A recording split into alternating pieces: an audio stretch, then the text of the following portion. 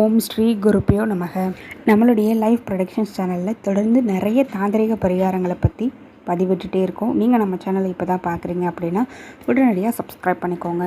இந்த பதிவில் நம்ம பார்க்க போகிற ஒரு முக்கியமான விஷயம், நம்ம எல்லாருக்குமே தேவையாக இருக்கக்கூடிய ஒரு அத்தியாவசியமான பொருள் அப்படின்னு பார்த்திங்கன்னா பணம் மட்டும்தாங்க. பணம் இல்லைன்னா இப்போ ஒன்றுமே இல்லைன்ற அளவுக்கு ஆகிப்போச்சு. ஸோ பணத்துக்கான தேவை நாளுக்கு நாள் அதிகரிச்சுட்டே இருக்கிறதுனால நம்மளும் அதுக்கு ஈக்குவலாக ஓட ஆரம்பிச்சிருக்கோம். ஒரு சில பேருக்கு எவ்வளவு தான் ஓடி ஓடி உழைச்சாலும் செய்கிற வேலைக்கு தகுந்த மாதிரி பண வரவு இருக்கா அப்படின்னு கேட்டால் கிடையாது. இவங்க எல்லாருக்குமே எந்த ஒரு காரியத்தை எடுத்தாலுமே அது தடங்கள் இந்த மாதிரி வந்துக்கிட்டே இருக்கும். நம்ம பண்ணக்கூடிய வழிபாட்டு முறைகள் மூலமாகவும் செய்யக்கூடிய சில தாந்திரிக பரிகாரங்கள் மூலியமாகவும் நமக்கு இருக்கக்கூடிய துரதிருஷ்டத்தை விரட்டி அடிக்கலாம். நமக்கு மகாலட்சுமி அம்மனுடைய அருட்கடாட்சம் இருந்தால் மட்டும்தான் நமக்கு நம்மளுடைய வாழ்க்கையில் அடுத்தடுத்த கட்டம் போய்கிட்டே இருக்க முடியும். நமக்கு தேவையான சௌபாகியங்கள் எல்லாமே கிடைக்கும். பொதுவாக எல்லா விதமான தானியங்கள்லையும் மகாலட்சுமி அம்மன் வாசம் பண்ணுறாங்க அப்படின்றது ஐதீகம். அதுலேயும் குறிப்பாக துவரம் பருப்பு அப்படின்றது மகாலட்சுமி அம்மனுக்கு உரிய தானியம். புதுசாக நம்ம ஒரு வீட்டுக்கு பால் காய்ச்சும் பொழுது கூட துவரம் பருப்பு, கல்லுப்பு இந்த மாதிரி மங்களகரமான பொருட்கள்லாம் வச்சு தான் நம்ம பால் காய்ச்சுவோம் இல்லைங்களா?